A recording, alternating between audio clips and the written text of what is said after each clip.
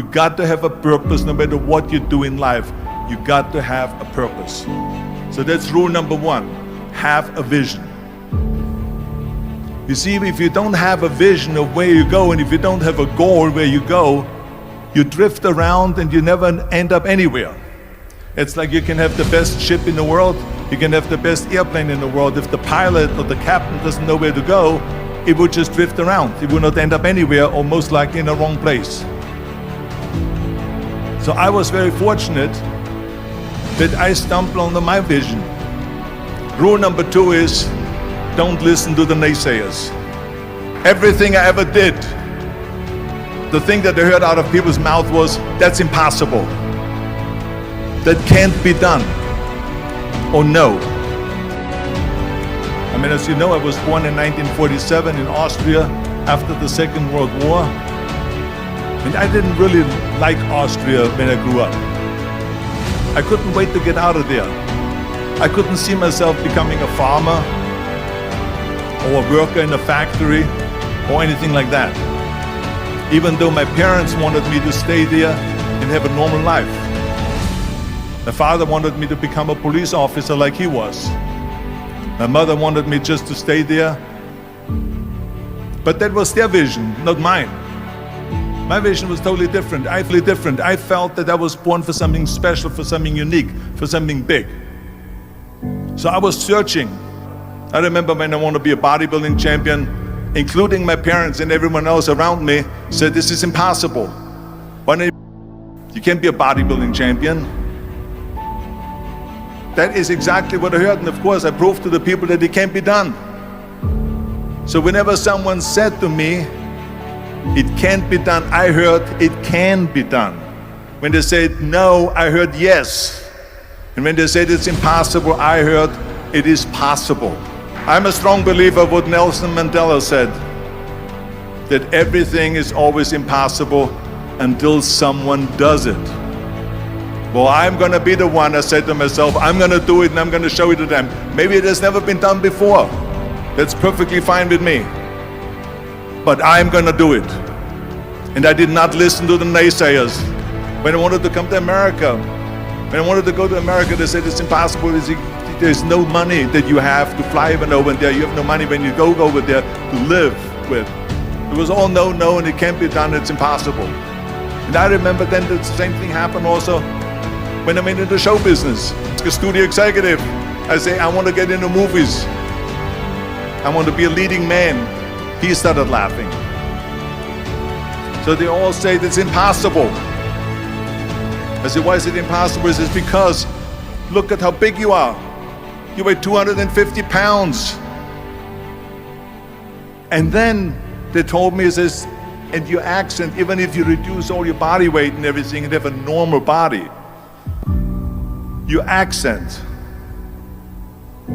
I said, your accent, I mean, it will go give people a goosebumps with the German accent. It will get people the creeps. They will get scared. He says, no one in Hollywood ever has become a leading man that had an accent.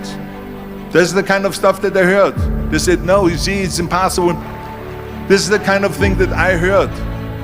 Imagine, you go from studio executive to studio executive, from agent to agent, from manager to manager, and they all said exactly the same thing. Because I believed that I can be a leading man. I said, there's enough room on that ladder that I can fit up there. And of course I went to college to study English. I studied voice, accent removal, acting classes, and all of this stuff, all day long. I worked and I worked and I worked. And within a short period of time, I made one movie called Hercules in New York, which of course went right into the toilet. It didn't discourage me. I still had the same vision. And then all of a sudden I did Streets of San Francisco. I did Stay Hungry and Pumping Iron and The Villain. And then all of a sudden I was asked by Dino De Laurentiis and the Universal Studio, the biggest studio, to star in Conan the Barbarian. And after I did Conan the Barbarian, the director at the press conference said to the press, the director was John Milius. He said to the press, if we wouldn't have had Arnold, we would have had to build one. The very body that they said can never be sold because the time is wrong. A few years later, I'm doing Conan the Barbarian, and it was the #1 hit at the box office when it came out in the summer of '82. Think about that. And the director says, if we wouldn't have had his body, we would have had to build one. So all of a sudden, my body became an asset, not a liability. And the same thing was with Terminator. After we were finished filming Terminator, Jim Cameron said to the press, if Arnold wouldn't have had that accent and talked like a machine, I think the movie wouldn't have worked. The body and the accent that they attacked was an asset. But I didn't listen to those losers. I didn't listen to them at all.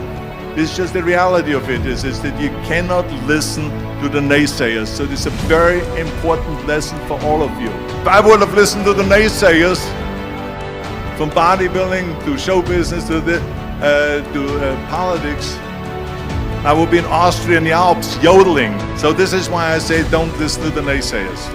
And the next thing, the third point that I'm going to make to you is work your ass off. There is no magic pill. There is no magic out there.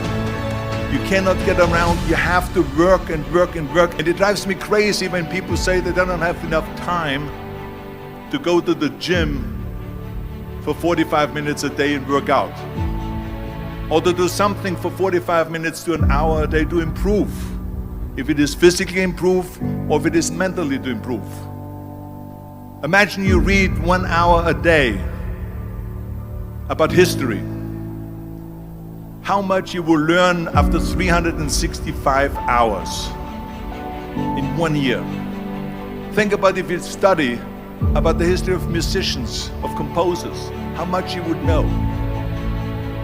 Imagine if you would work on a business, on some business that you want to develop every day for an hour.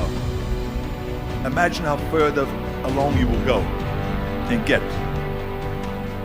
So it drives me nuts because we have, when people say we don't have the time, we have 24 hours a day.